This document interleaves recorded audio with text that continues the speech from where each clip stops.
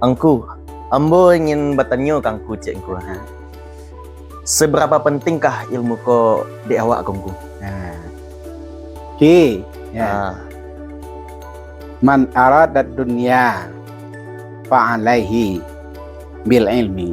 Artinya tunggu. Barang siapa yang menghendaki hidup di atas dunia ini bil ilmi, harus dengan ilmu. Karena ilmu adalah sebuah senjata utama dalam kita bergerak dan beraktivitas. Yang kedua, dengan ilmu akan meningkatkan derajat kita di antara sesama kita.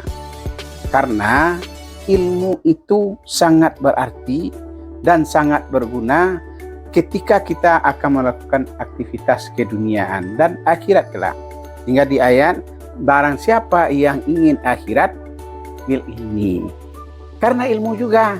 Nah, barang siapa yang ingin keduanya, dunia dan akhirat, bil ilmi.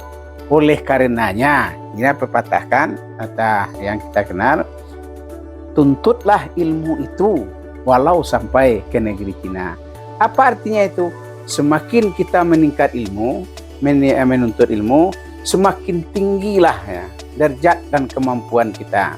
Kemampuan dalam rangka menyikapi kehidupan yang penuh dengan kompetisi. Tadi angku sempat jalehanku gitu. Tuntutlah ilmu sampai ke negeri Cina. Mengapa kok Cina bahasa yongku? Mengapa kok ndak Jepang? Mengapa kok ndak Amerika tunggu? Memang ketika itu sudah ada semacam kemajuan-kemajuan yang dinampakkan di negeri Cina. Kenapa? Karena kita melihat ya tuntunan daripada kita berbuat itu tidak terlepas dari kemampuan kita untuk mendapatkan ilmu. Nah, ketika kita sudah terlena dan tidak lagi mencari ilmu, kita malas membaca, kita malas belajar. Nah, di saat itulah kita akan menjadi anak muda yang meru. Ya, makanya ya tuntutlah ilmu walaupun sampai ke liang lahat. Artinya tidak akan putus-putus. Semakin kita menuntut ilmu, semakin kita tahu dengan sesuatu, kadang-kadang kita akan mengetahui tentang kekurangan kita.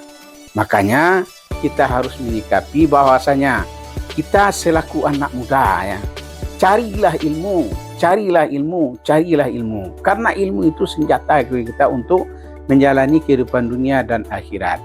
Kita tidak mau menjadi anak muda-mudi karena kita punya harapan, punya masa depan, punya keinginan. Yang keinginan itu tidak terlepas daripada ilmu yang kita dapatkan. Ya Kia. Siap ku. Ya. Tuh satu lagi ku gitu. Di era sekarang ini ku gitu. Kita akan berada di bonus demografi nih ku. Gitu. Di bonus demografi ini ku sangat tinggi angka persainganku, apalagi di lapangan pekerjaanku. Gitu. Sebagai anak muda, bagaimana tips-tipsnya gitu ku, untuk anak muda ini dapat berlabuh di lapangan pekerjaan? Ya Ki, hari ini Ki ya, satu piring nasi itu akan diperebutkan oleh 5 orang. Yakin 1 tahun 2 tahun ke depan satu piring nasi itu akan diperebutkan oleh 6 sampai 10 orang. Artinya apa? Kita tidak akan pernah takut bersaing dan berkompetensi. Manakala satu, kita tingkatkan kualitas kompetensi kita. Artinya kemampuan, skill kita harus berada di atas rata-rata. Ya. Apapun, kalau satu hal yang kita tekuni dengan profesional, maka insya Allah itu akan bisa menjadi topangan dalam kehidupan kita. Makanya kita tidak perlu gampang. Contoh, 1000 orang sarjana tiap hari keluar. Kita tidak akan pernah takut kalau keserjanaan itu sesuai dengan kompetensi kita dan kita siap bersaing dengan lain. Makanya selaku anak Indonesia, kita harus ya mempunyai sikap yang optimis, sifat yang bersemangat dalam rangka menatap hari depan. Dan kita akan menjadi yang terbaik kalau kita bisa mempersiapkan diri kita.